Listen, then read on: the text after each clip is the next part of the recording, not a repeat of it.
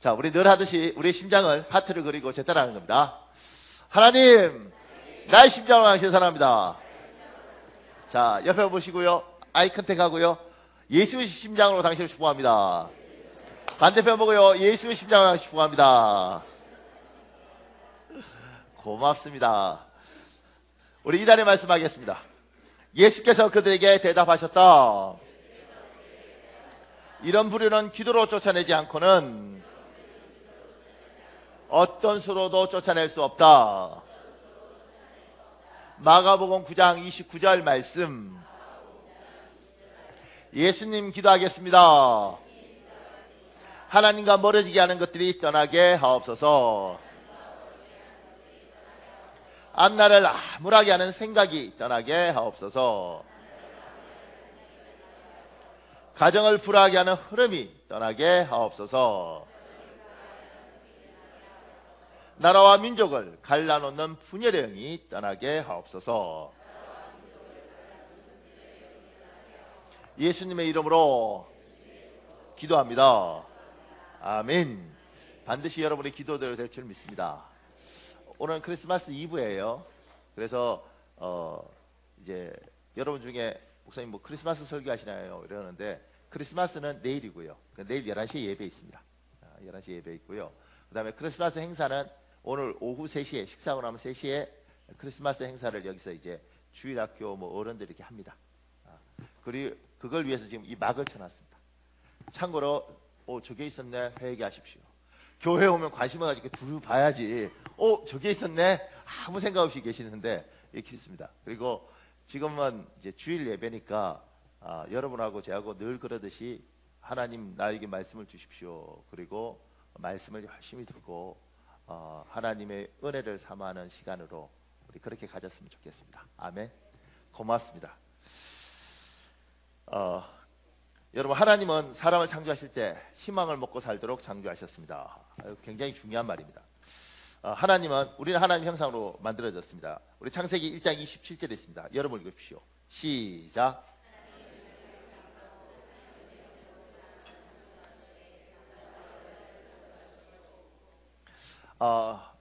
여러분과 나는 하나님 형상입니다. 그러니까 호랑이 새끼가 고양이 같이 이렇게 조그맣고 작아 보일 때도 그래도 호랑이입니다. 괜히 고양이처럼 생각하다가 물리면 아주 큰일 납니다. 사자 새끼가 조그말 때는 아이고 강아지처럼 귀여울 것 같지만 그래도 그건 뭐냐면 사자입니다. 이게 다르단 말이에요. 여러분과 나는 하나님의 형상입니다.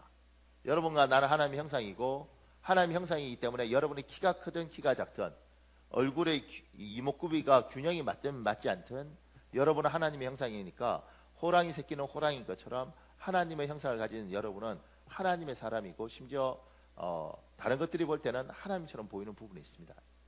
그러니까 잊으시면 안 됩니다. 내가 못났든 내가 부족하든 내가 못 배웠든 여러분 하나님의 형상입니다. 그 부분에 대해서 분명히 자각을 해야 됩니다. 그러니까 이게 예수 믿는 사람과 세상 사람들하고 차이가 세상 사람들은 하나님이 인간을 만들었다고 믿지 않잖아요. 그냥 원숭이나 뭐 개나 이런 것들이 발전해서 인간이 됐다고 믿으니까 사람이 죽든 말든 상관도 없습니다. 관심도 없습니다. 왜냐하면 어차피 물건 하나 없어지는 것처럼 사람은 그렇게 있다가 없어지는 존재예요. 그게 하나님을 믿지 않는 사람들이 가진 관점이에요. 근데 하나님을 믿는 사람은 우리가 하나님의 형상이고 저 사람이 못 배웠든 키가 작든 돈이 없든 저 사람이 하나님의 형상이란 말입니다. 굉장히 의미가 있는 겁니다. 하나님의 형상이라는 개념들을 조금 이렇게 여러분이 모을 수 있는데 이렇게 보면 좋을 것 같아요. 이제 누가 제 사진을 이렇게 탁 찍어서 프린트해서 벽에 걸어놓고 심심하니까 그걸 갖고 다트 하십니까? 이렇게 다트를 해요. 그러면 제가 뭐 내 그림 갖고 하는 거 이렇게 가겠어요? 아니면 기분이 아주 복잡합니다. 왜냐하면 그게 나의 형상인 거죠.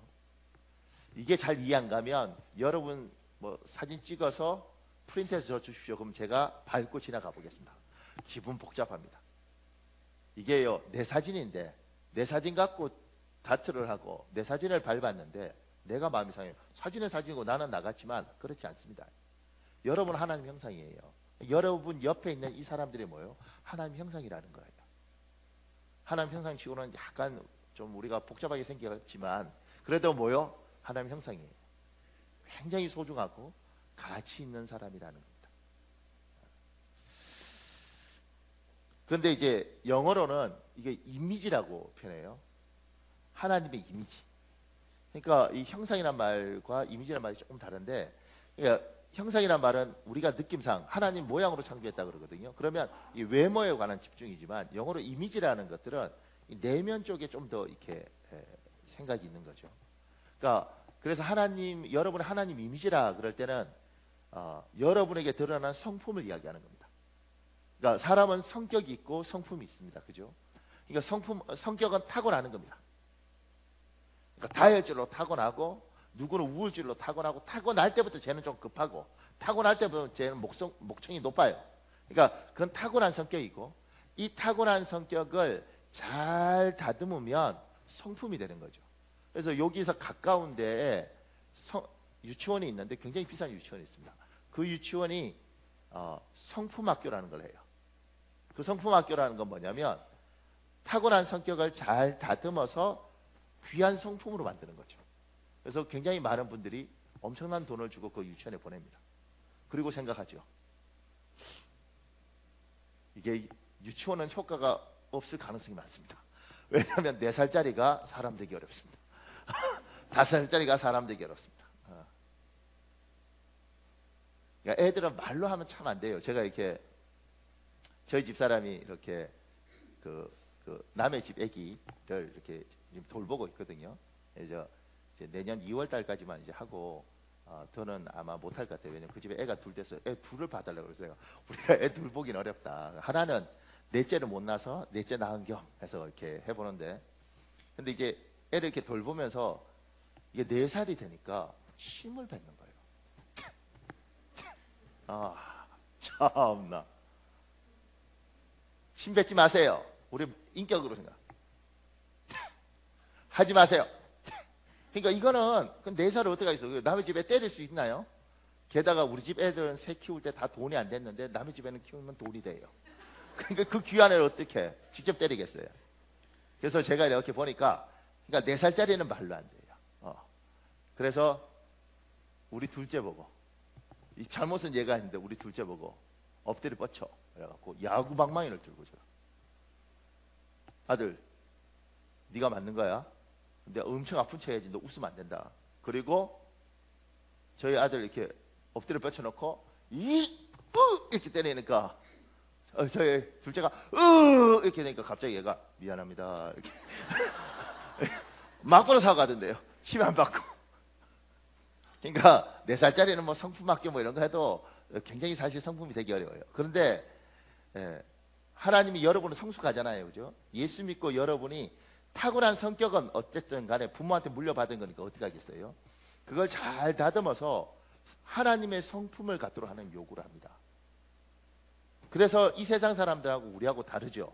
왜냐하면 세상 사람들은 생겨먹은 대로 사는 것이고 자기 성격대로 사는 것이고, 우리는 하나님께서 요구하시는 거죠. 네가 타고난 건 어떻든 간에 얘야 너는 나의 형상이고 나의 이미지니까 사람이 널 통해서 날 본다. 그러니까 너의 성품이 내가 가진 성품을 담기를 원한다. 이게 하나님이 원하는 거예요. 그래서 예수 믿는 사람은 기본적으로 뭘 요구하냐면, 제가 따뜻한 사람, 따뜻한 사람. 그러니까 같은 말도 따뜻한 사람이 있습니다. 같은 말도 차가운 사람이 있습니다. 부부 사이도 같은 말도 따뜻하게 하는 부부가 있고요, 같은 말도 굉장히 차갑게 하는 부부가 있습니다. 우리 부부만 그런 걸 경험하나요? 여러분, 같은 말도요 참 따뜻하게 듣고 있으면요 푸근한 사람이 있고요, 같은 말도 어떻게 이게 정념이 떨어지게 아주 그냥 가슴에 그냥 이렇게 바늘로 콕콕콕콕 찌르는.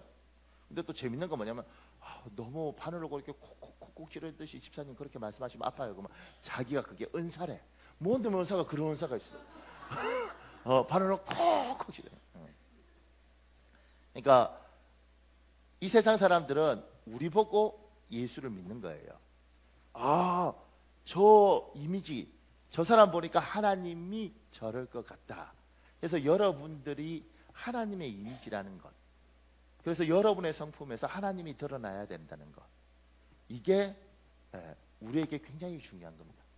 사랑하는 여러분, 여러분에게 하나님의 이런 성품이, 따뜻한 성품이 드러나시기를 예수님 이름으로 축복합니다. 이게 잘 안 하다 하니까 늘 우리 교회가 하듯이 연습하는 거죠. 옆에 보고요. 옆에 보고 힘들어도 보십시오. 그리고 이렇게 말합니다. 당신의 얼굴이 전도지입니다.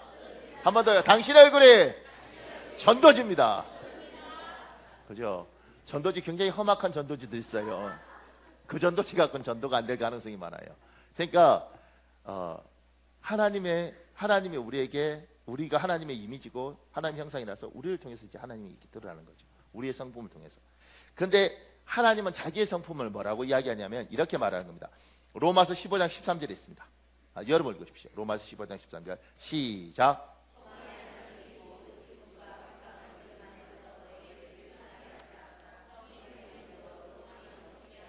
아멘. 로마서 15장 13절에 하나님은 자기를 소망의 하나님이라 그래요. 이제 현대인의 성경이라는 성경에 좀 더 쉽게 나온 건 뭐라고 되어 있냐면 희망의 원천이 되시는 하나님. 하나님의 성품은 뭐냐면 하나님의 성품은 소망, 희망을 주는 성품이라는 겁니다. 이게 하나님의 천성이에요.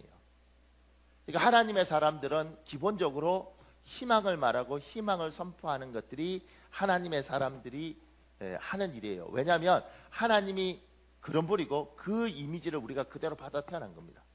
그러니까 여러분이 가는 곳마다 희망이 선포되고 소망이 선포되는 거예요. 저희 애들이 굉장히 별날 때 초등학교 1학년 때인가 우리 큰애가 힘으로 안 되니까 그 아이 등짝을 물었어요. 저는 그 생각을 했어요. 뭐라고 생각했냐면 아니 초등학교 1학년짜리가 지 친구하고 싸우다가 힘이 딸리니까 등을 물어뜯으면 이놈이 커서 뭐가 되겠나 이렇게 확 어둠이 오더라고. 그리고 저는 이제 그때는 또 바깥에 가서 공부하고 있으니까 뭐 비행기 타고 가서 때릴 수도 없잖아요. 근데 제가 어떤 선교사, 여자 선교사님한테 선교사님 나이가 저보다 한참 많으신데 선교사님 저희 큰애가 초등학교 1학년인데 이게 싸움에서 안 돼서 등짝을 물어뜯었답니다. 어떡합니까? 그런데 그분이 뭐라고 하는 줄 아세요? 보통 어떻게 해야 돼요? 아이고 대성 부른 것은 떡잎부터 한다니 큰일 났네요. 뭐 금식하면서 죽도록 기도하셔야겠네. 뭐 이렇게 할 수 있잖아요. 완전 남의 집 초상집 만들 수 있잖아요. 그런데 이분은 그러더라. 크게 될 놈이네. 그러더라. 갑자기 밑도 끝도 없이 크게 아무나 등짝을 물어뜯겠어요. 크게 될 놈이네. 목이 그냥 제가요. 그분한테 그 좋은 거 배웠습니다. 아니 커서 뭐가 될지 어떻게 알아? 근데 다르잖아. 딴 놈하고 다르잖아. 맞고 오고 이게 아니고 등짝을 물었잖아. 크게 될 놈이네. 뭘 하겠지? 이게 다른 거죠. 어떤 분이 수박을 사들고 저희 집에 왔어요. 여름에. 수박을 이렇게 주는 거예요. 그러면 이렇게 말할 수 있잖아요. 목사님 수박 맛있게 드세요. 보통 우리가 그러잖아요. 그분이 이러더라고요. 수박을 딱 주면서 목사님 지구를 품으십시오. 감아보니까 수박이 지구로 보여. 제가 그러고 보면서요. 하나님의 사람들이 하나님이 자기 자신을 소망의 하나님이라고 그러잖아요. 희망이 나로부터 원천, 나로부터 나갔다 그러잖아요. 하나님의 형상이라면 우리는 그래야 되는 거 아니에요? 누군가가 날 만나면 막 힘이 솟고 아멘 이게 립서비스하고 아부뜨는 게 아니고요. 막 오우 할렐루야 뭐 이렇게 가야 되잖아요. 나 만나고 나면 가뜩이나 어두운 인생이 막 이풍진세사 완전 죽을 것 같아. 같이 이야기하고 나면 가뜩이나 절망인데 아예 그냥 어디 가서 죽어버리고 싶어. 그런 분들 있지 않아요? 고등학교 때 제 친구가 저한테 그러더라고. 네가 현욱이니? 그래서 너 공부 잘하니? 아니. 너희 집에 돈 많아? 아니. 아빠가 뭐 권력이나 이런 거 있어? 아니. 얘가 그러더라. 근데 넌 뭘 믿고 그렇게 못생겼니? 이러고. 이게 고등학교 2학년 때 겪었는데 지금까지 트라우마로 남았어. 그런 놈들 만나면 절망이 막 그러니까 하나님의 사람들은 여러분과 나는 하나님의 이미지잖아요. 그죠? 그리고 하나님 형상이라 그러면 우리를 만나면 누군가가 소망이 있고 힘이 되고 이 거짓말하라는 게 아니에요. 사람을 만나서 그 사람에게 힘과 용기를 주고 살아계신 하나님을 이야기하고 그렇게 가야지 될 텐데 그 사람 만날 때마다 어두워. 그러니까 그게 우리의 성품이라면 바꾸셔야 됩니다. 그리고 내가 정말 하나님의 사람 맞나? 이렇게.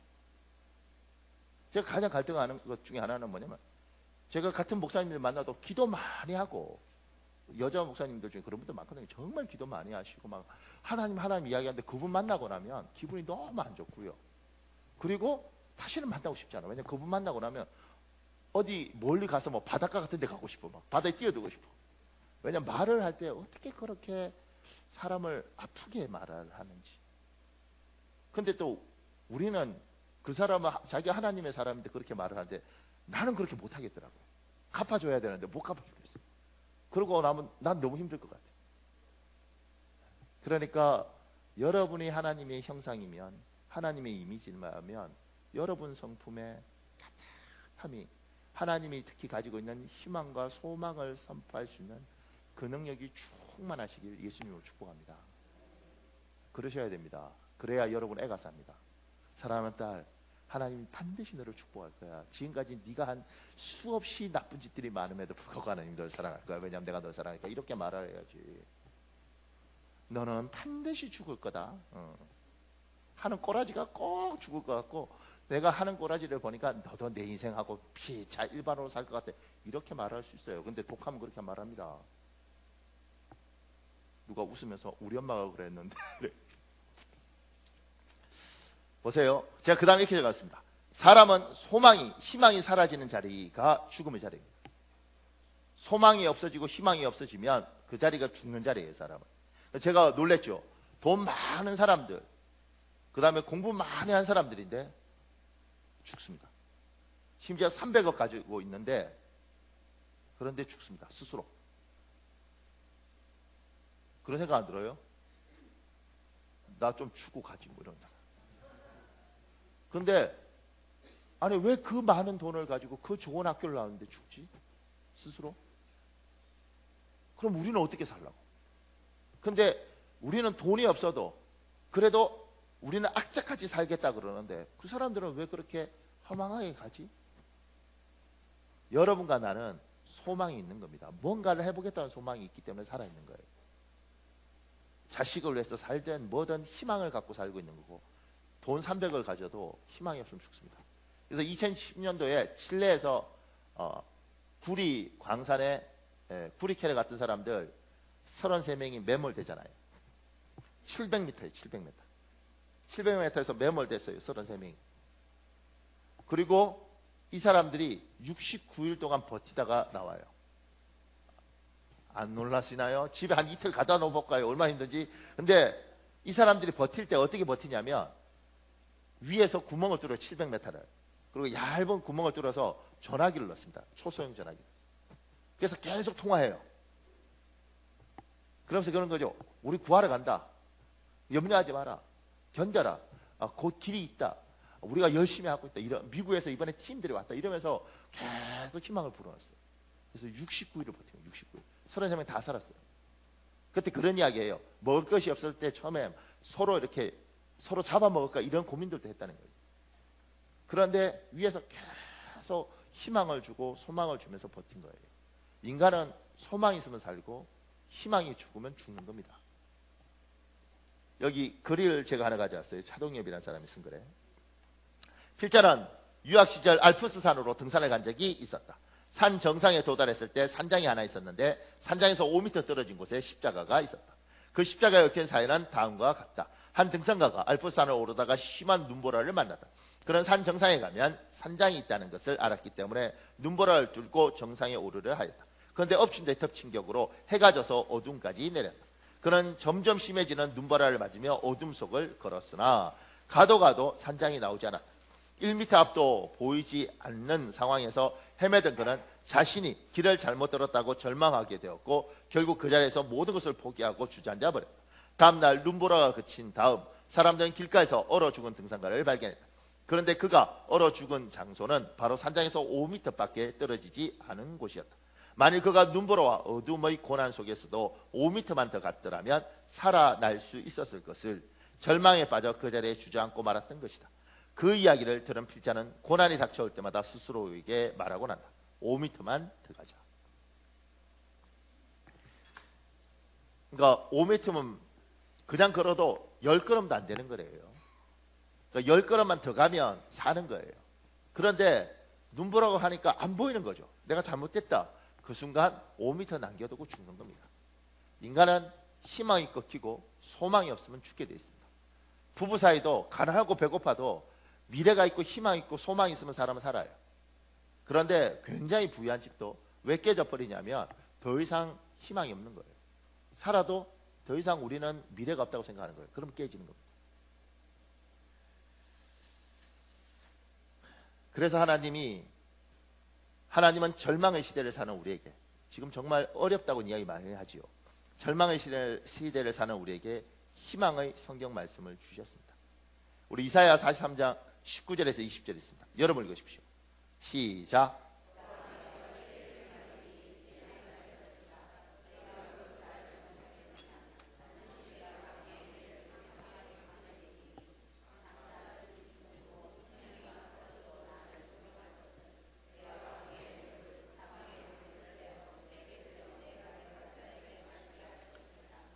이사야가 말하죠. 반드시 하나님 음성이에요. 내가 광야의 길을 사막의 강을 내겠다. 사막이 어떻게 강이 나겠어요? 그러니까 할 수 없음에도 불구하고 하나님은 하신다는 거예요. 광야의 길을 사막의 강을. 그래서 사람들이 마시게 하겠다는 겁니다. 우리 시편 121편 5절에서 7절에 있습니다. 여러분 읽으십시오. 시작.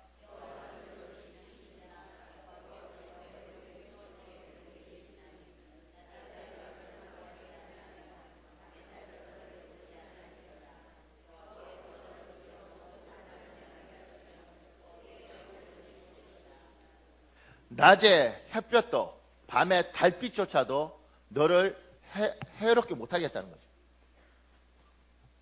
이게 이렇게 말하니까 문학적인데 과학적으로 말하면 이렇게 되더라고요. 자외선도 적외선도 너를 해치 못하겠다. 이건 좀 이상하지. 그런데 그냥 제가 가만히 보니까 자외선도 이렇게 가시광선도 그렇게. 그런데 하나님이 우리에게 이렇게 이야기하잖아요. 이제 제가 이제 공개적으로 회개할 게 있죠. 저는 2002년도에 목사가 됐어요.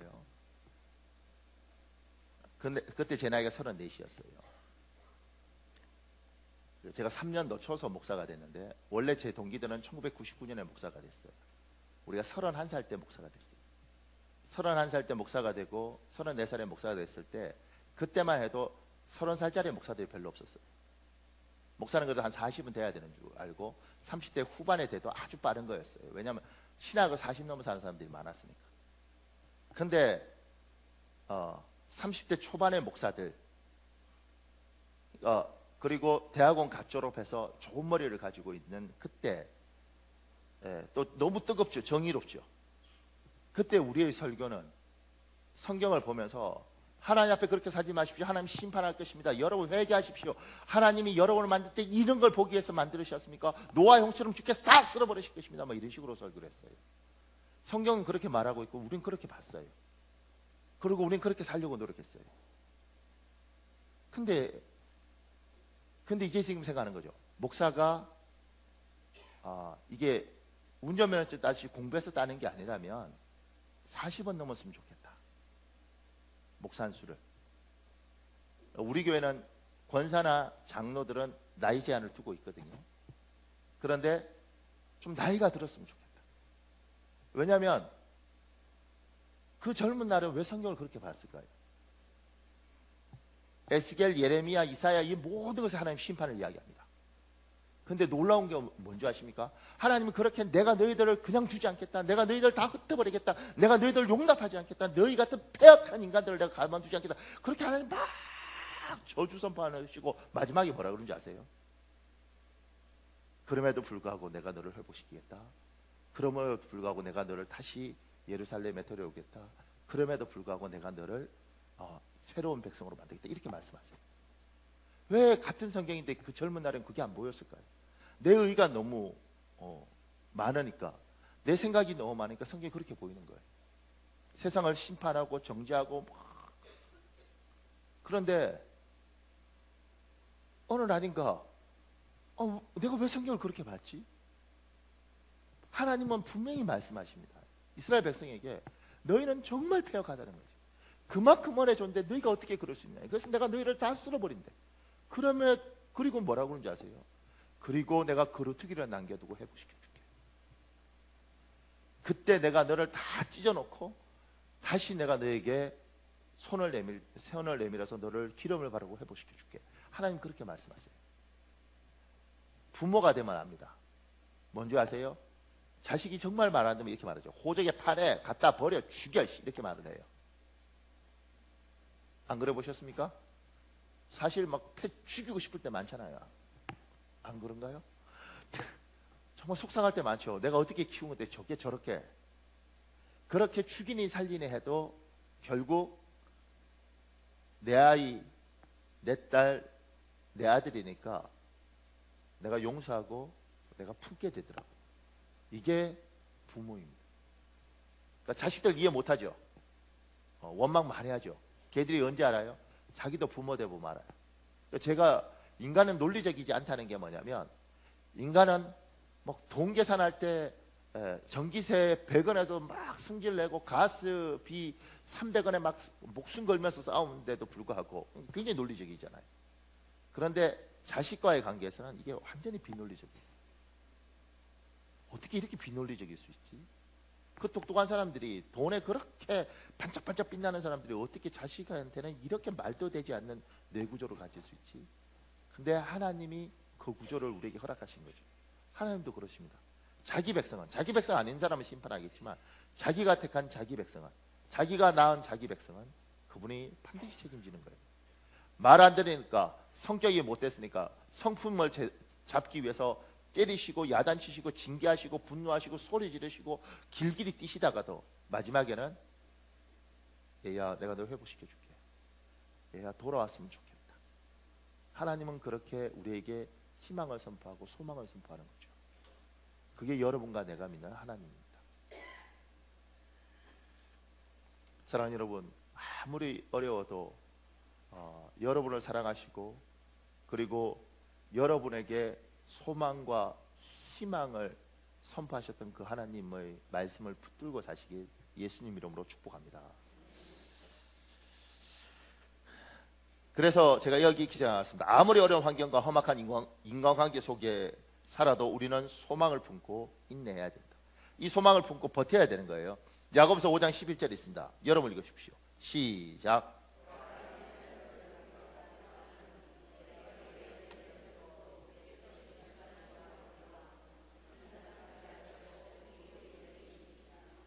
우리 하나님은 선하시니까 우리가 반드시 주께서 주신 결말, 욥이 인내하고 버티면서 주께서 주신 결말을 받잖아요. 그러니까 버티면 스스로 죽지 않고 도망가지 않고 아무리 힘들어도 하나님이 반드시 나에게 긍휼을 베푸시는 걸 믿고 버티면 하나님은 회복시켜 주십니다. 우리 하나님은 회복시킬 능력이 있는 하나님이니까 반드시 회복시켜 주십니다. 저는 이 이야기 참 좋아하는데요. 옛날 어떤 분이, 집사가 너무 힘들게 하나님 너무 힘들어요. 그러니까 하나님 이렇게 말했대요. 3년만 참아라. 3년만. 3년 참았다는 거예요. 근데 3년 동안 참았는데 아무리 일이 없는 거예요. 하나님 3년 참으라 해서 3년만 참았는데 어떻게? 하나님 3년만 더 참아라. 너 나 믿고 3년만 더 참아라. 3년을 더 참았는데, 그러니까 6년을 참은 거죠. 근데 아무 변화가 없는 거예요. 여전히 힘들고. 하나님 더는 못하겠어요. 그러니까 하나님 이렇게 말씀하시대요. 3세판이다. 얘야 3년만 더 참아라. 그래서 마지막 속는 기분으로 3년을 더 참았다는 거예요. 그래서 9년을 참았는데도 아무 일이 없는 거죠. 하나님 정말 너무하십니다. 하나님 나타나서 이러대요. 얘야 원래 10년이었는데 10년 참아라 그러면 네가 도망갈까 봐 내가 이제 1년 남았다.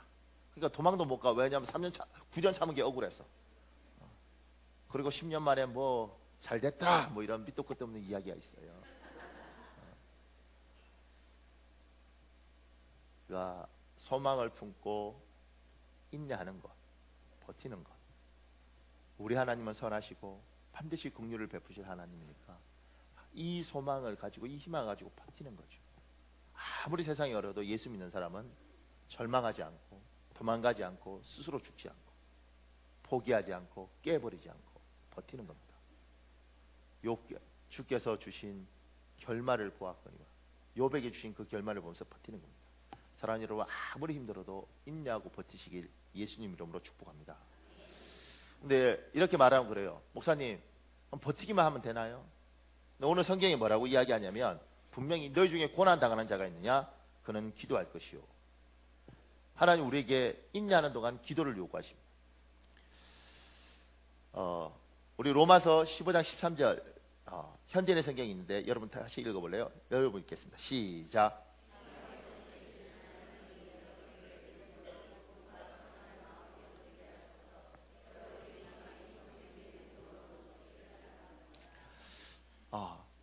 소망을 가지고 살아야 되는데 이 소망은 내가 스스로 자기 체면을 걸어서 잘 될 거야, 난 될 거야 이런다고 되는 게 아닙니다. 왜냐하면 스스로를 체면을 하고 스스로에게 세뇌를 해도 환경을 보니까 우린 논리 구조가 있으니까 이렇게 보고 있으면 안 될 거예요. 될 거야, 그건 보면 안 돼요. 분명히 될 거야. 그런데 봐도 상황이 안 변해요. 그러면 인간은 포기하게 돼 있습니다. 그러니까 내 스스로 하는 건 반드시 한계가 있다는 거예요. 그래서 주께서 뭐예요? 성령 하나님 우리에게 부어주시고 기도하면 이 성령께서 충만하게 우리의 역사하시면 하나님이 이야기하시는 겁니다. 성령께서 이야기하시는 겁니다. 얘야, 내가 반드시 도와준다. 내가 반드시 풀어준다. 그래서 지금 여기에서 이야기하는 거죠. 로마서 15장 13절에 여러분의 희망이 성령의 능력으로 넘치기를 바랍니다. 성령께서 희망을 주시는 거예요. 성령께서 소망을 주시는 거예요. 얘야, 된단다. 얘야, 할 수 있단다. 그래서 기도를 쉬면 그 기독교는 무너지는 겁니다. 예수 믿는 사람이 기도를 멈추면 무너지는 겁니다. 그래서 힘을 내서 기도를 해야 되는 겁니다. 그러면 누가 그래요? 목사님 얼마 기도해야 됩니까? 우리 마가복음 14장 37절에서 38절에 있습니다. 37절 여러분 읽으십시오. 시작.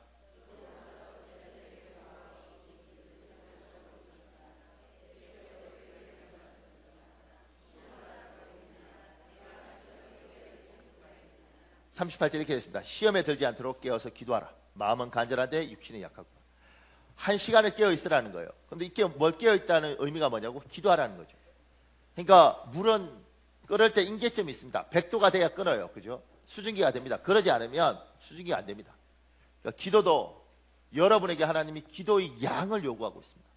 베드로는 분명히 하나님이 베드로에게 1시간도 못 깨어있냐, 1시간 이상은 네가 깨어서 기도해야 되지 않겠냐, 이렇게 요구하는 거예요. 그러니 여러분들 중에서 하나님 요구하는 거죠. 깨어서 기도해라, 얘야. 근데 상황과 환경에 따라서 기도의 분량이 다른 겁니다. 기도의 양을 채워야 되는 거죠. 하나님이 나에게 기도에 원하시는 기도의 양이 있고 그 기도의 분량만큼 채우는 겁니다. 누가 그래요? 목사님 1시간을 어떻게 기도합니까? 그럼 끊어서 하는 겁니다. 5분, 10분, 버스 타고 가면서 10분, 밥 먹고 점심시간 때 15분, 이런 식으로 해서 1시간씩 채우는 겁니다. 우리 교회 참 고마운 건 우리 교회 저녁 8시 반에 이렇게 와서 보면 어떨 때는 한 20여 명 기도하고 있어요. 보통 한 10대 명 기도하는데 그 사람들 하루 종일 일하고 다 피곤한 사람들이잖아요. 근데 밤에 와서 기도해요. 새벽에 힘든데 새벽에 와서 기도해요. 참 고맙게 생각하죠. 고맙다. 하나님이 저 사람하고 비교하지 말고 하나님이 나에게 요구하는 기도의 분량이 있습니다. 그걸 어떻게 해요? 그걸 채우는 거예요. 그걸 채우면서 뭐 하는 거예요? 인내하는 거예요. 그냥 버티면 안 되고 그냥 인내하면 안 돼요. 그러면 독해집니다, 사람이. 하나님이 나에게 요구하는 기도의 분량을 채우면서 기도하는 겁니다. 제가 좋은 글이 있는데 여기 갖고 왔습니다. 정필도란 분이 쓴 글에 이렇게 되어 있습니다. 나는 어떤 집사님과 이번에 이제 개척교회를 할 때 이야기예요. 나는 그분과 동력으로 인해 어떻게 동력자들과 목회해야 하는지 느끼고 체험하고 배울 수 있었다. 무엇보다도 그때 그분이 내게 주신 교훈은 평생 동안 내 목회 일산의 근간이 된 메시지였다. 어느 날 그분이 대뜸 이렇게 말씀해 오셨다. 전도사님, 예배당에 교인들이 꽉 차기를 바라십니까? 나는 눈을 크게 뜨고 대답했다. 어이구, 그걸 말씀이라고 하세요? 당연히 꽉 차기를 바라죠. 그러자 그분은 이렇게 말씀하셨다. 기도의 눈물이 여기에 차야 예배당이 찬답니다. 교인을 채우는 게 그렇게 힘든 거랍니다. 그 말씀에 나는 속으로 이런 생각부터 들었다. 아이고, 참 집사님도 이상한 말씀을 하시네. 평생 운다고 해서 그 눈물이 예배당을 다 채울 수나 있나? 근데 이상한 일이었습니다. 시간이 지날수록 집사님의 그 말씀이 내 머릿속을 떠나지 않았습니다. 기도의 눈물이 여기에 채워져야 예배당이 채워진답니다. 눈물이 차야 예배당이. 머릿속을 떠나지 않는 걸 보니 주님이 주시는 말씀이라는 생각에 그날 밤부터 철야 기도를 하기 시작했다. 내 기도 눈물이 예배당을 다 채울 수는 없겠지만 조그만 강단 하나는 어쩌면 채울 수도 있겠다. 그 생각으로 강단 앞에서 울기 시작했다. 될 수 있는 한 많이 울면서 기도해야지. 이 결심을 한 나는 콧물, 눈물, 흘릴 수 있는 물이라는 물은 다 흘리며 기도했다. 죽어가는 영혼들을 구원시켜 달라고 기도하고 양떼들을 보내달라고 기도하고 말씀을 달라고 기도하고 이미 찾아온 양떼들에게 복을 달라고 기도했다. 그렇게 한참 울면서 기도한 후에 90도 정도 돌아앉아서 또 울면서 기도했다. 강단에 내 기도 눈물을 다 채우고 싶어서요. 창문 쪽으로 돌아앉고 회중 쪽으로 돌아앉으며 밤새도록 기도했다. 다음 날은 다른 곳에 앉아 기도했다. 하나님, 우리 이 예배당 꽉 차게 해주십시오. 그 기도 제목을 갖고 한 바퀴 돌며 밤새도록 기도했다. 집사님 말씀대로 기도 눈물이 채워져야 예배당이 채워진다면 내 기도 눈물이 부족해서 예배당이 비는 일은 없어야겠다고 생각했을까? 울며 기도해야겠다고 작정한 만큼 기도할 때마다 신기하게도 눈물이 쏟아졌다. 그런데 정말 놀라운 일이 벌어졌다. 개척 목회한 지 3개월 만에 105명이 모여 더 이상 그 예배당에서 예배를 드릴 수 없게 된 것이었다. 할 수 없이 좀 더 넓은 장소로 이사해야 했고 그런 일이 1년 동안 3번이나 되풀이되었다. 넓혀서 가면 좁아지고 그래서 또 이사 가야 하는 일이 3번이나 되었다. 그렇게 반복하며 이사하다가 졸업을 앞두고 주일에 출석한 교인 수를 세어보니 160에서 70명이나 되었다. 그때 나는 그 집사님의 말씀이 틀리지 않았음을 알았다. 또한 목회자의 정체성을 조금은 알 것 같다. 목회자가 누구인지. 목회자는 영혼을 품고 우는 사람이다. 예배당을 눈물로 채우는 사람이다. 이게 목회자의 이야기만 뿐만 아니라 여러분에게도 하나님이 요구하시는 거죠. 어떤 분이 남편한테 이야기했답니다. 여보, 교회 가자. 그러니까 그 남편이 참고로 이 말 하는데 여기 이 자리에 있는 사람은 요거 듣고 혹여 남편들 중엔 절대 사용하지 않기를 약속하면 제가 이거 하겠습니다. 약속하면 눈빛들이 약속했다고 믿고 여보, 여자분이 그랬대요. 여보, 교회 가자. 이러니까 그 남자분이 그랬다는 겁니다. 뭐라고 이야기하냐면 네 눈물의 양이 차야지 교회 가지. 알기를 어떻게 그렇게 잘할까? 네 눈물의 양이 차야지 교회 가지. 그러니까 하나님이 여러분과 나에게 요구하는 기도의 분량이 있습니다. 힘든 상황을 버텨가면서 하나님 어떻게 해야 됩니까? 그럴 때 그 힘든 상황을 그냥 이러고 버티는 게 아니고 새우도 깡이 있고 양파도 깡이 있다고 깡으로 이렇게 버티면 안 되고 하나님, 내가 하나님이 기도하라 그래서 기도하겠습니다. 하나님, 내가 하나님이 1시간 기도하라면 1시간 기도하고 2시간은 기도하라면 2시간 기도하겠습니다. 하나님, 내가 기도로 예배당을 채우겠습니다. 어떤 분이 그 이야기예요. 제가 이제 미국에서 만났던 분인데 그분이 그랬다. 목사님, 하루 종일 앉아서 하나님 돈 주시면 내가요 예배당에서 하루 종일 또 앉아 있을 수 있죠. 그래서 제가 그거 말고 기도를요. 뭐 기도 그냥 앉아 있으면 되는 거 아닙니까? 앉아 있으면 되는 거 아닙니다. 기도는 하나님 앞에 매달리면서 하는 겁니다. 그러니까 기도하면 쉽지 않습니다. 때로는 목사들도 앉아서 졸다가 아버지 어떨 때는 1시간도 앉아서 기도 안 돼서 어이 주여 어이구 주여 이렇게 앉아 있는 거예요. 그런데 하나님이 불쌍히 보시겠지. 하나님께서 기도하라 그러셨으니까 기도의 양을 채워야지. 그러면서 앉아 있으면 때로는 나 때문에 울기도 하고 때로는 성도 때문에 울기도 하고 때로는 감사해서 울기도 하고 그렇게 울면서 시간들을 보내는 거죠. 그리고 어느 날 하나님께서 이렇게 많은 것들을 채워주시는 거예요.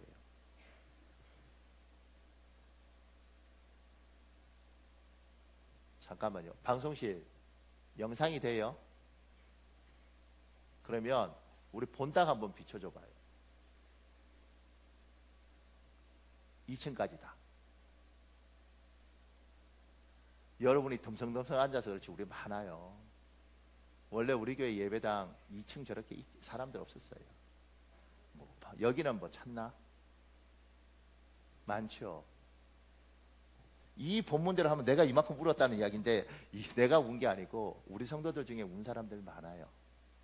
이 교회 위해서 34년 동안 운 사람들도 있어요. 하나님, 우리 교회는 목사들 다 떠나가도 교회에 위해서 34년 동안 충성한 교인들이 있어요. 그 눈물 때문에 교회가 왔고, 우리들 중에 굉장히 많은 사람들이 울면서 기도하면서 하나님이 긍휼을 베푸시는 거죠. 욥처럼 굉장히 어려운 것들을 통과하는 사람들이 있다면, 조금 전에 제가 말했던 칠레 광부들처럼 700m 갱도 밑에 그곳에 갇혀 있는 것 같다면 그 시간들을 기도로 버티는 거예요. 반드시 길을 여실 하나님, 반드시 일을 하실 여호와, 닫으면 열 자가 없고 열면 닫을 자가 없는 그 하나님을 바라보고 버티는 겁니다. 뭐로요? 기도로. 네, 오늘 이 본문에는 좀 또 하나 더 있는 게, 병든 자가 있느냐? 그러면 교회의 장로들을, 믿음의 사람들을 불러서 기도하라는 겁니다. 여러분, 하나님은 우리의 기도를 통해서 일하기를 원해요. 에스겔 36장 37절에 있습니다. 여러분 읽으십시오. 에스겔 36장 37절 시작.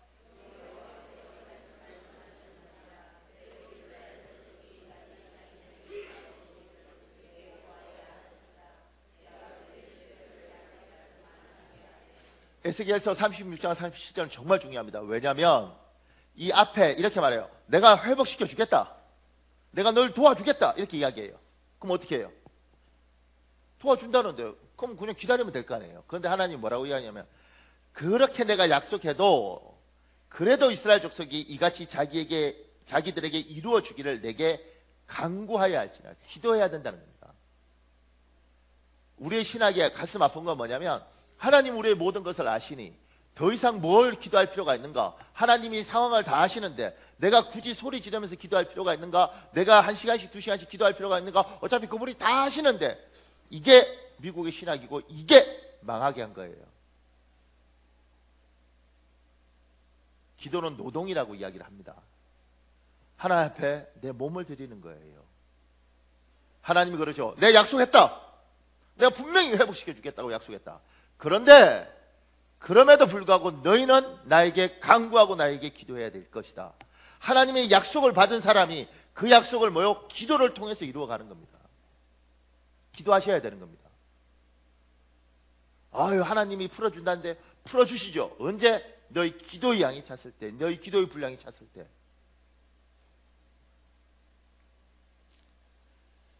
그리고 하나님은 우리의 기도로 일을 하실 때 또 누군가를 축복하기를 원하시는 겁니다. 우리 누가복음 10장 5절에서 6절에 있습니다. 5절만 읽을래요? 여러분 읽으십시오. 시작. 어느 집에 가든지 주께서 축복을 빌라는 거예요. 아니, 그냥 자기가 주시면 되지, 왜 우리 보고 그 집을 축복하라고 그러시는 거예요? 빌립보서 1장 2절에 이렇게 됐습니다. 하나님 우리 아버지와 주 예수 그리스도의 은혜와 평강이 함께 있기를 기도합니다. 왜 축복하냐고요? 그냥 하나님 알아서 하시면 되지. 하나님 우리의 기도를 통해서 일을 하시고, 우리의 기도를 통해서 하나님은 다른 사람을 축복하기를 원하세요. 그래서 중보기도라는 게 있고, 그래서 누군가를 위해서 기도하라고 이야기를 하는 겁니다. 여기 박효진이라는 사람이 쓴 글, 이런 내용 있잖아요. 제가 읽어드릴게요. 내 영혼이 거듭난 그의 어느 쾌청한 주일 오후 1시경 작은 도시 청송군 진보면 예배를 마친 후 오토바이를 타고 집으로 돌아가던 나는 기이한 일을 경험했다. 그 화창한 대낮에 갑자기 눈앞이 캄캄해지더니 운전 중인 내 눈에 아무것도 보이지 않았다. 대로를 달려가던 중이어서 사고 위험을 직감하고 반사적으로 브레이크를 잡아 길 한가운데 급정거를 했다. 암흑 같은 순간은 단 몇 초 만에 끝나고 다시 시야가 회복되자마자 나는 믿기 힘든 광경에 온몸이 얼어붙는 듯 했다. 지금까지 늘 봐왔던 거리의 모습은 그대로였지만 단 한 번도 보지 못한 세계가 눈앞에 열려있는 게 아닌가. 온 시가지의 공중에 무수히 많은 검은 형체들이 우주여행을 하듯 날아다니고 있었다. 징그럽도록 흉측한 여러 짐승의 모양으로 꺼멓게 번질대는 그들은 올챙이 떼처럼 모였다 흩어지기를 거듭했다. 흔히들 말하는 영안이 열렸다는 게 이런 거구나 싶어 심장이 콩콩 뛰었다. 혼란한 마음을 추스르는 내 눈에 공중을 휘젓던 수많은 악한 것들이 내 앞을 걸어가는 새아이를 향해 여러 방향으로 공격하는 모습이 선명하게 들어왔다.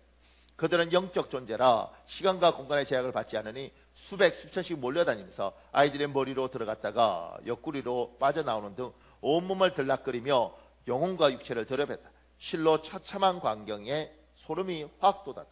그런데 오른쪽 두 아이는 악령들의 공격에 무방비 상태로 당했지만 놀랍게도 제일 왼쪽에 걷는 한 아이는 그 많은 무리가 덤벼들어도 전혀 뚫고 들어가지 못했다.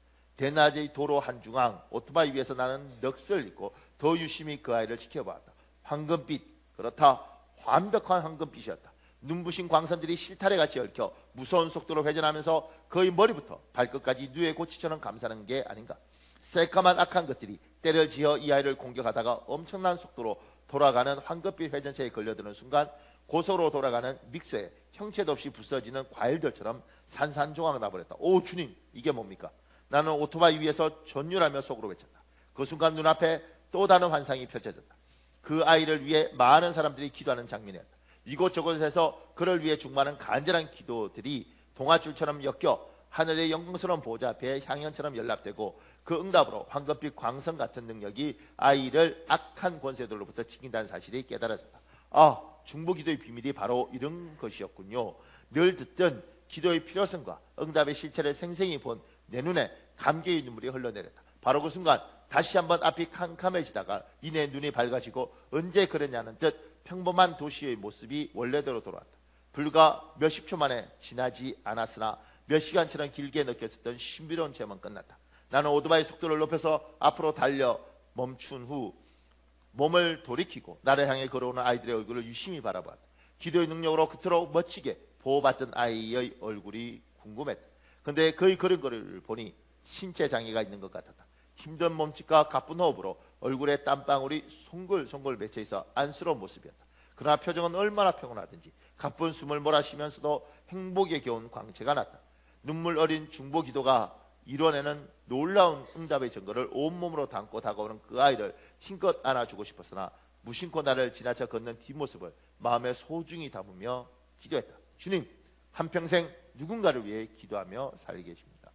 잠시 잠깐의 한마디 기도라도 그의 삶을 보호의 황금줄로 에워싸는 기적을 이룬다는 것을 보여주셔서 감사합니다. 하나님 기도로 일하십니다. 인간이 하는 것뿐만 아니라 영적인 세계가 있고 하나님 기도로 일하십니다. 그러니까 제가 이런 걸 말할 때 어떤 여자 집사님이 이런 말 하죠.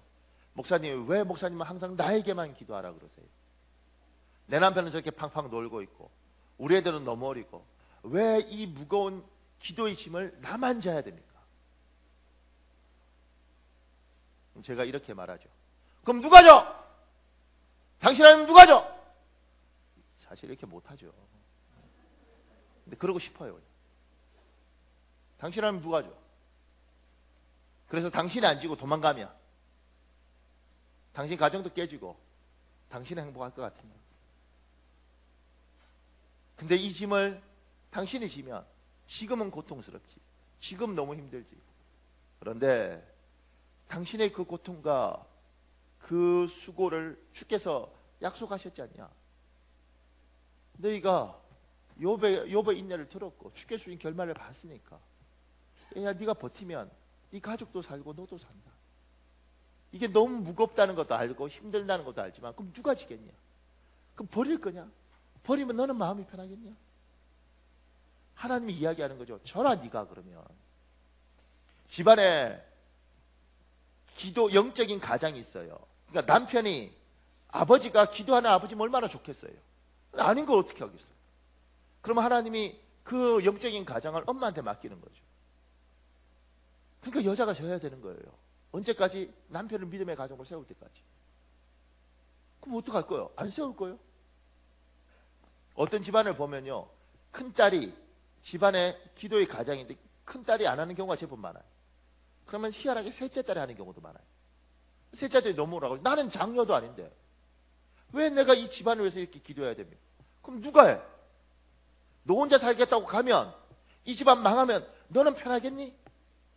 주께서 너밖에 믿을 사람이 없고 너가 기도의 짐을 지면 얘가 다 산단다. 제가 이 설교하면서 이런 마음이 설교하다가 이런 마음이 오는데 이걸 뱉으면 상처를 받을 수 있을 것 같아서 걱정이 되거든요. 그런데도 들으십시오. 여러분이 이겨낼 수 있다고 믿고. 목사님, 내가 그만큼 기도했는데 왜 이 모양이에요? 당신이 그만큼 기도해서 그 모양인 거예요. 왜냐하면 그 집안의 상황과 성품과 이런 모습들을 보면 지금 당신이 그만큼 기도 안 하시면 집안 이미 박살났어. 모난 형태와 그 성깔과 그 상황과 그 환경을 보면 지금 이미 다 깨져버렸을 텐데 그만큼 기도하기 때문에 이만큼 온 거예요. 그래도 힘이 들어도 네가 그만큼 버텼어. 이만큼 온 거야. 남들이 볼 때 우습게 보여도 그럼에도 불구하고 너희가 처한 상황을 보면 네가 기도했기 때문에 이만큼 온 거야. 하나님 요구하시는 거죠. 누가 할 거예요? 누가? 이 기도의 십자가, 기도의 짐 버려버리잖아요. 처음은 홀가분하죠. 그런데 다 죽는 겁니다. 하나님이 요구하는 사람이 있어요. 심지어 제가 전에 이야기했잖아요. 이번에 제가 들으니까 그 데이비 목사하고 양서정 전도사하고 이제 미얀마로 갈 모양인가 봐요. 박사 다 끝나서. 네, 필리핀에 있을 때 하나님이 저한테 이 양서정 전도사를 위해서 금식하라고 요구했어요. 근데 참 괜찮은 애였는데 애가 좀 이상해지니까 진짜 지질이 말을 안 듣더라고요. 제가 얘는 상대하고 싶지 않다 이럴 정도로. 왜냐하면 뭐 하여튼 선택을 이상하게 막 하고 제가 지금 보면 이제 그 마음의 상처나 이런 것 때문에 그런 선택을 하는 건데 그때는 아니 잘 왔는데 왜 이상한 선택들을 해 저렇게. 그러니까 보기 싫더라고. 그래서 뭐 내가 피가 섞인 것도 아니고 살이 섞인 것도 아닌데 그리고 난 내 인생도 너무 분주하고 바쁘고 그러니까 얘 안 만나야겠다. 그리고 그냥 빨리 공부해서 미국 가야지 이러고 공부하고 있을 때 하나님 저한테 요구하셨어요. 얘를 위해서 금식해라. 진짜 금식하기 싫더라고. 진짜 금식하기 싫더라고. 근데 하나님 요구하시니까 금식을 하는 거예요. 근데 필리핀에서 금식하잖아요. 죽을 것 같아요. 그리고 하기 싫은 금식을 하니까 더 죽을 것 같아요. 금식하다가 나중에 3일 금식 작정하고 금식하다가 너무 화가 나더라고요. 내가 왜 얘를 위해서 기도해야 돼? 그래서 하나님 따졌죠. 내가 왜 얘를 위해서 기도합니까? 내가 뭐 이를테면 제가 뭐 내 교회 성도도 아니고 그렇다고 내 핏줄도 아니고 어차피 이 필리핀에서 헤어지면 다 끝날 애들인데 내가 왜 쟤를 위해서 기도해야 됩니까? 그리고 말이라도 잘 들으면 모르는데 진짜 지 하고 싶은 대로 하는데 내가 왜 쟤를 위해서 기도해야 됩니까? 이렇게 내가 하나님께 이야기했어요. 근데 그때 하나님이 분명히 이렇게 말씀하셨습니다. 난 그렇게 믿습니다. 야 그럼 네 아니면 누가 기도해 주냐 쟤? 네 아니면 누가 기도해 주냐? 그 아버지, 그 엄마, 그 형제 아무도 일가 친척 중에 기도해 줄 사람 없는데 그럼 네 아니면 누가 기도해 주냐? 네가 기도하라 이러더라고. 어떻게 했을 것 같아요? 3일 금식하라고 했어요. 내가 다른 선교사한테 전화했어요. 나눠서 기도하자. 나눠서. 그래서 지금 요르단에 강성근 목사 이런 사람들 막 아침 금식하고 이렇게 금식했어요. 3일 하니까 죽을 것 같아요. 그런데 그런 기도를 가지고 사람이 사는 겁니다. 하나님의 사람. 하나님이 여러분에게 기도를 요구를 해요. 특히 낮에 가서 일하고 죽도록 충성하는데 집에 와서 빨래 해놓고 기도하러 와야 돼. 근데 남편을 보니 승질이 나. 아이씨 그냥 확 다 깨버릴까? 어떤 사람이 나한테 그 이야기를 하더라고. 왜 나만 목사님 맨날 나한테만 헌신하라 그래요. 내가 불러서 헌신하라고 이야기하면서 나 이렇게만 설교했는데 왜 나한테 그러냐고. 내가 당신한테만 그런 게 아니고 전체한테 그렇게 한 건데 왜 나한테 자꾸 그러냐고. 그럼 어떡할 거야? 어떡할 거야? 살아야 되잖아. 애도 살고 집도 살고 나도 살아야 되잖아. 여러분 우리 한 7분 정도만 기도할 텐데 하나님 나에게 이 기도의 십자가를 주셨습니다. 내가 십자가를 지겠습니다. 나에게 기도의 분량을 채우라 그러시면 하나님 너무 속이 상한데 기도의 분량을 채우고 있습니다. 아버지 하나님 나에게 기도의 문을 열어주시고 오늘 나에게 소망을 허락하여 주셔서 힘들어도 기도로 버틸 수 있도록 주십시오. 우리가 욥의 인내를 보았고 크게 주께 주신 결말을 보았습니다. 하나님 길 열어주십시오.